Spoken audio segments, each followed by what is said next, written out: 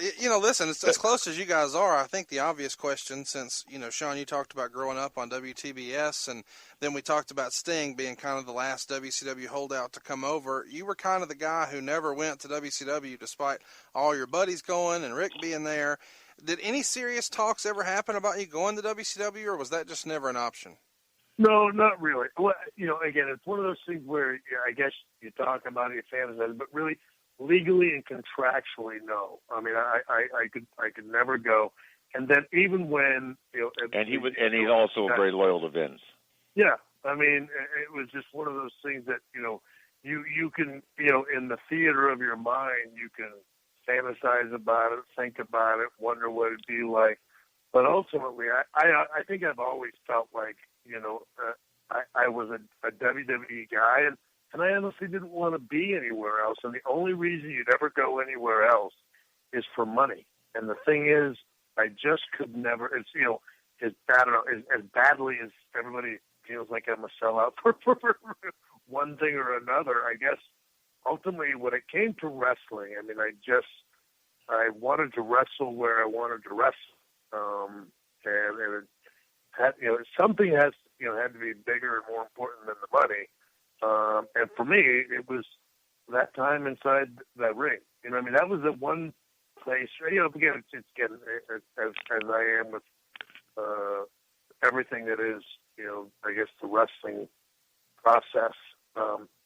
It was always the place that I felt like had the most freedom. It's the only real, I guess, control one that I had in my life. It was the one place where I could sort of make things happen if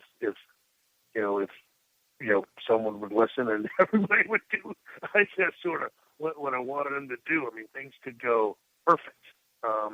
And when things went perfect, you'd get an awesome response, and it's a great feeling. So it's that it's the only, I guess, place where again that I felt like you could have this unbelievably freeing and liberating euphoria. I guess that and I just don't think I could have got that anywhere else. I don't think anyone else would have allowed me, and I don't think anybody else understood my creativity and my desire to be able to wrestle and put together matches and do things in the ring that I wanted to do, and try things that I wanted to try. I don't know that someone else would have allowed me that kind of freedom to I don't know, to test the limits, to push the limits, to I don't know, see what else you could creatively get away with, like Vince and the folks at the WWE did. They were always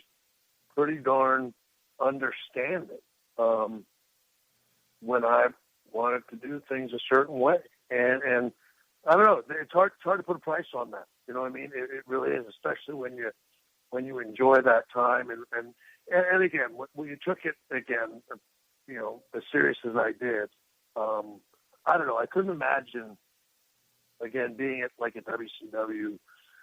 I guess their WrestleMania would be what, Rick Starrcade, I guess. Yeah. Well, number one, it was, and I said this 1,000 times. I've never said to Shawn because it never came up. But you would have never. The chemistry wouldn't have worked for you. Yeah. It's because I just couldn't imagine being at the biggest show of the year, on pay-per-view or whatever, and somebody like telling me when I had put this match together that my version of a WrestleMania match, and then someone came and said, "No, you know what? We don't want you doing that because this guy's going to do that or this guy's going to do that." You just don't understand how much that wouldn't go. How much that wouldn't fly. You know what I mean? I just know.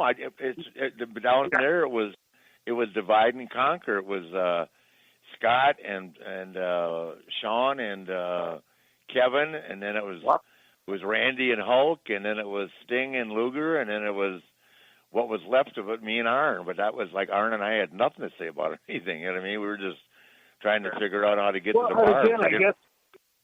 Yeah. Well, I mean, and like I said, I don't. I mean, I've been around like that kind of stuff. Again, I get the politicking and junk like that, but I guess it's just, again, when it comes to, again, the time in the ring, and especially big show of the year, or again, a wrestling match, when ultimately it's about just having a great match. If somebody just, for whatever reason, I don't know and I don't care, for whatever reason, just said, well, you can't do this because whatever. And if I had freely just, in my mind, I feel like, no, this is the best way to have this match. This match is going to be phenomenal, start to finish. And then someone says, well, yeah, but you can't do this. Again, I don't know. I mean, if you took one cog out of my wheel, to me, the entire thing crumbles, and it's not the same match. You know what I mean? And therefore, if it's not the same match, it's not going to get the same response. I just couldn't imagine somebody putting some kind of parameter or some kind of stipulation on something I did. And that's, again, I don't think anybody really can appreciate, again, the fact that the WWE, I can't remember a time when they ever really did that to me. You know what I mean? And again, that's the only thing I think I probably ever technically demanded. Well, let me pay you another compliment. The match no one to put together. Yeah, well, let me pay you another compliment. It's like when I first got there, and man, I had some terrible matches with the Warrior. I'm the first one. I mean, I can remember the time I was in Toronto one night and I'm wrestling the Warrior, and I just couldn't work with him. I tried, and I don't blame him. I just either I didn't have the ability or we didn't have the chemistry. But Pat Patterson says to me, "That's the worst match I've ever seen in my life," and I said, "You're telling me I was in it?" Christ.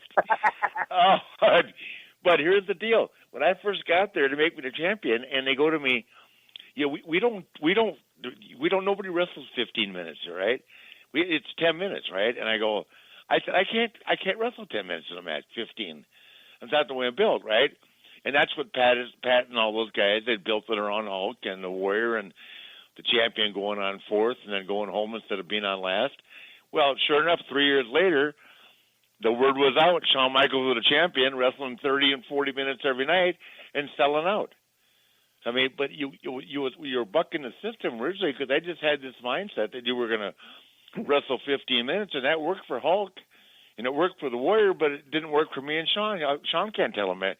I mean, you can do something in 10 minutes, but number one is the world champion. You want to give the people more than anyway. You want to show them how good you are. Would you agree with that, Shawn? Yeah, well, no, but certainly, again, and certainly, yes, as world champion, you feel, well, and the thing is, I guess, I never, having to go out there longer than 15 minutes didn't seem like a lot of work to me. I wanted to be out there longer than that. Yeah, we all did, Trace. Yeah, exactly. You're just getting the crowd warmed up. Yeah, I mean, I was in no hurry to go on early and no hurry to get back to the room. You know what I mean? And so, but yes, I mean, so to a long-winded answer, I guess to answer no. I mean, I never, and heck, Vince said that to me once. He said, "Look, I mean, well, even when all the WCW stuff did come up, and I did ask him, like, oh, geez, let me go. He said point blank, he said, you wouldn't be happy down there. He said, Shawn, he goes, they wouldn't let you be you. He said, they'd smother you down there. He said, you'd suffocate. You'd never make it. You know what I mean? And it's the truth. I'll tell you. And the thing is, but that was the day when I realized, again, he gets me. You know what I mean? And that's what people never. Again, there's been people have made up, and again, because it's easier to make up the more wild stories than to grasp the fact that the boss of the company knew what made me tick. What really made me happy was going in there and being in the ring and doing special stuff in there. And yes, even those years I was a big pain on the backside. Hey, he's a smart man. He's a businessman. It's like, hey, if we get him in the ring, though, you know what I mean? Yeah. So we just, let's just listen, make sure we get into the ring.